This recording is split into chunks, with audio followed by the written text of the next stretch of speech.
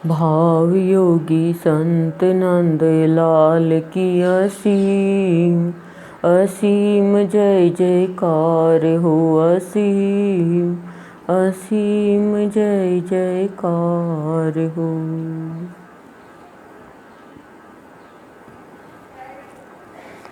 सदगुरुदेव की अमृतवाणी है 231 नंबर की।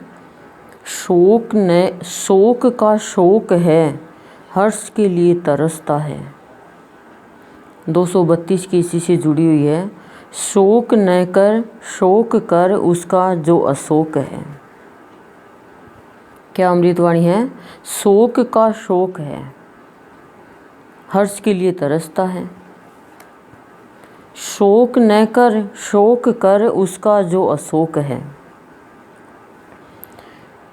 सदगुरुदेव कहना चाह रहे हैं, शोक एक मन का विकार है। अपन कहते हैं ना कि इनकी मृत्यु हो गई तो इन्होंने शोक कर रखा है। तो शोक होता है मन से, मन का दुख है, मन के अंदर चिंता है, वो शोक होता है। तो गुरुदेव क्या करे हैं कि प्राणी तुझे शोक का ही शोक है। सवा महीने का शोक कर लिया, किसी ने कोई बात कह दी, उसका मन के अंदर गहन गहराई में लेके चला गया उस बात को। तो कह रही है फिर तू खुशी के लिए क्यों तरसता है, प्रसन्नता के लिए क्यों तरसता है? तुझे शौक है, वो चीज़ तुझे मिल रही है।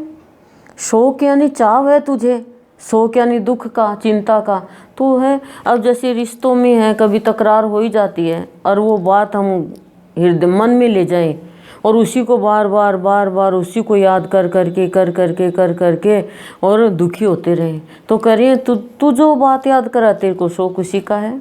अब तुझे पापड़ का शौक है तो तू पापड़ खाएगा कि नहीं खाएगा? अब तुझे प्राणी अच्छे कपड़ों का शौक है तो तू अच्छे कपड़े पहनेगा कि नहीं पहनेगा? तो कह रही है तुझे और शौक यानी मन के दुख का, मन की चिंता का, उसी का मतलब शोक का होता है कि एक अनिष्ट की आशंका, हर पल अनिष्ट के लिए सोचता रहता है, ऐसा नहीं हो जाए, अनिष्ट नहीं हो जाए। क्यों होता है ये मन का विकार, ये शोक क्यों होता है? इसलिए होता है कि इष्ट नहीं रहता एक पास में। जब इष्ट होगा तो अनिष्ट की आशंका रहेगी नहीं। तो ये शोक है जो इष्ट के अभाव में अनिष्ट की आशंका का नाम ही शोक है। तो कह रही हैं ये ही प्राणी के जीवन में शोक यानी चाव, इच्छा, रुचि हो जाती है। फिर तरसता है मेरे जीवन में खुशी आई, मेरे जीवन में प्रफुल्लता आई। प्रफुल्लता भी मन का भाव है, प्रसन्नता भी मन का भाव है, शोक भी मन का भाव है, शोक भी मन का भाव है। अब कह रहे हैं ये मन का दुख है। एक दुख होता है इंद्रियों का, उसको शोक नहीं बोलते हैं, उसको दुख ही बोलते हैं, शारीरिक दुख जिसको बोलते हैं। लेकिन मन का जो दुख होता है वो शोक होता है, जो अनिष्ट की आशंका मन से ही उत्पन्न होती है। यदि मन में इष्ट है तो अनिष्ट की आशंका नहीं होगी, विश्वास के अभाव में ये होता है। तो कह रही है फिर तरसता तो कैसे सुख मिलेगा तुझे? तू छोटी छोटी बातों पे दुखी होकर बैठ गया, मन में बदला लेने का भाव आ जाएगा तेरे, तो फिर खुशी के लिए तरसता रहा। खुशी तेरे जीवन में आएगी तो तू स्वीकार ही नहीं करेगा, तेरा मन क्यों नहीं करेगा? क्योंकि तेरे मन में दुख का भाव आ गया। 10 साल पहले ये बात हुई थी, अब मैं क्यों खाऊं? 10 साल पहले आपने मेरे को मना किया था कि मैं तेरे को साड़ी नहीं ला के दूँगा, मेरी एनिवर्सरी थी, आपने मना किया। लेकिन 10 साल बाद में वो उससे भी अच्छी साड़ी ला के दे रहा है, लेकिन मन में शौक है, साड़ी का शौक है, लेकिन शौक के कारण वो साड़ी रिजेक्ट कर देती है कि पहले क्यों नहीं ला के दी, अब मैं नहीं लूँगी। और फिर खुशी के लिए तरसता, तो कैसी खुशी मिलेगी? खुशी तो मनुष्य के चरणों में है, पैरों में है, यदि वो देखे तो। मतलब एकदम नीचे भी है, ऊपर तो बहुत बाद की बात है। लेकिन प्राणी खुश रह नहीं पाता है जब तक मन के अंदर शोक है।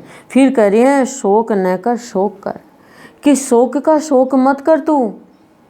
उसका शोक तेरे जीवन में अनिष्ट की है, उसका चाव मत कर, उसकी खुशी मत कर, उसको इच्छा रुचि मत कर उसमें। तो बोला उसका जो शोक कर जो अशोक है। जिसके अशोक कौन है? जिसके जीवन में शोक नहीं है, जो कोई भी बात मन पर नहीं लेता है, कोई भी प्राणी बात को मन पर ले लेगा, वो प्राणी कभी भी खुश नहीं रह सकता। अच्छी बात को मन पे लो, बुरी बात को मन पे मत लो। जैसे कि कोई बुरी चीज़, खराब चीज़ है, उसको हम थोड़ी खा लेंगे। हम खाना खा रहे हैं और खाने में मक्खी गिर गई तो हम वो खाना नहीं खाएंगे। हमने मिठाई बनाई, उस मिठाई पे फफूंदी आ गई, हम वो मिठाई नहीं खाएंगे। खाएंगे क्या? नहीं खाएंगे।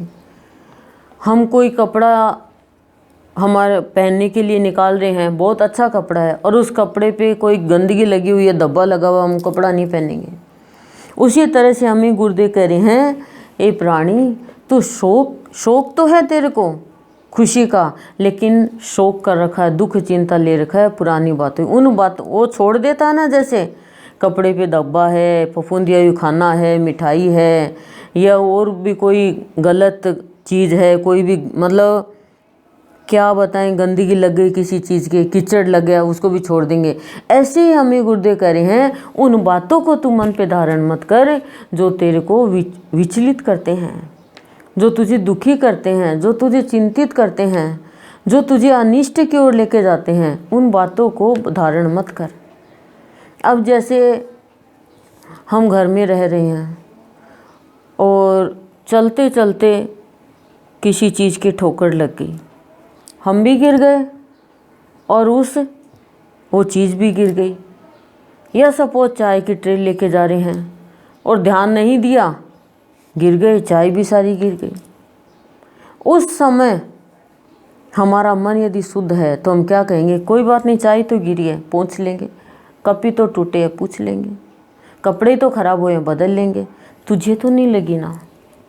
और उस समय क्या कहेंगे, हम लड़ाई करने लग जाएंगे, तेरे को दिखता नहीं है, नुकसान कर दिया। वो नुकसान तो हो गया, अब तो तेरे जीवन का, समय का नुकसान क्यों कर रहा है? ये प्राणी नहीं समझता है, और उस छोटी सी बात को लेके इतना लड़ाई झगड़ा पैदा कर लेता है, और फिर दूरियां बढ़ जाती है। शांति, प्रफुल्लता, खुशियाँ, मन के अंदर प्रसन्नता, वो सब हमसे दूर चली जाती है। तो शोक का शोक रहेगा, वो प्राणी खुशियों के लिए तरसेगा। और शोक को गुरुदेव कह रहे हैं, शोक न कर, शोक कर, चाव कर, रुचि रख, इच्छा कर। किसकी इच्छा रख? अशोक की। अशोक कौन है? जिसके अंदर में शोक का भाव ही नहीं है, वो है संत, वो है परमात्मा। हम लोग दूसरों की बातों का बुरा क्यों मानते हैं? हम लोग दूसरों की बातों पे दुखी क्यों होते हैं? बातों से दुखी क्यों होते हैं? हम लोग दूसरों के व्यवहार से विचलित क्यों होते हैं? हम लोग दूसरों के किसी भी कारण से क्रोधित क्यों होते हैं? इसका कारण क्या है? ये खोजो। उसका कारण है मनुष्य का अहंकार, सिर्फ अहंकार, कर्तापन का भाव, झूठी मैं। बस ये तीनों चीज़ हट जाएंगे। संत को देखो, दूसरों के व्यवहार से क्रोधित नहीं होते, दूसरों के किसी भी काम से, वाणी से विचलित नहीं होते, अंदर में लेके नहीं जाते। हम तो याद रखते हैं उन बातों को जो हमारे मन के अंदर दुख पैदा करें, बहुत याद रखते हैं। और वो मन की बात याद रखने का कारण ही गुरुदेव करें, तुझे शोक का शोक है, चाव है तुझे, इसलिए उन बातों को याद रखता है तू उन बातों को याद क्यों नहीं रखता जो तुझे खुशी देने वाली है, जो तुझे प्रसन्नता देने वाली है, जो तुझे प्रफुल्लता देने वाली है? उन बातों को याद क्यों नहीं रखता? क्योंकि तू अभी तक अशोक के शरण में नहीं आया है। नाम तो लोग रख लेते हैं अशोक और शोक में पड़े रहते हैं। तो अशोक है यानी नहीं, शोक यानी दुख, चिंता, अनिष्ट की आशंका, इष्ट का अभाव, ये मन का विकार है। तो कह रही हैं अब तुम्हें अपना जीवन जीना है तो अशोक के जैसे जीना है। ए प्लस शोक, ए यानी नहीं, शोक। जिसके जीवन में शोक नहीं वो अशोक है। उनको अशोक वाटिका में ही तो बैठाया था सीता जी को, लंका में भी अशोक वाटिका। क्यों अशोक वाटिका क्यों थी? अशोक का वृक्ष था वो, क्यों था? इसलिए था कि वहाँ पे कोई भी शोक नहीं था, सीता जी के मन में कोई विकार नहीं था।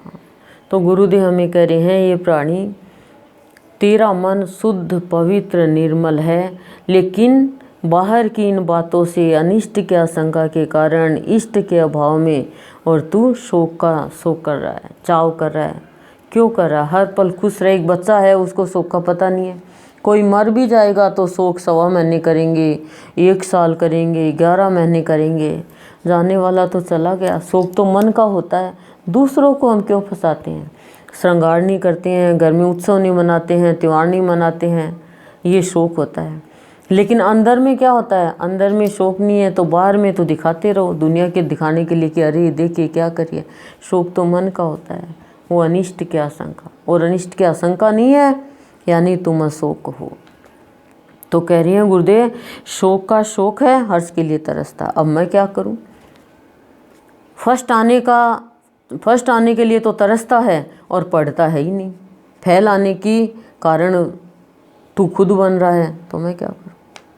तो कह रहे हैं शोक का शोक है, हर्ष के लिए तरसता है। शोक न कर, शोक कर उसका जो अशोक है। कि अशोक का शोक कर, फिर तेरे जीवन से मन के कितने भी विकार है वो सारे हट जाएंगे और तेरा जीवन अशोकमय हर्षमय हो जाएगा और शोक सदा सदा के लिए दूर हो जाएगा। ओम शांति ही शांति प्रशांति।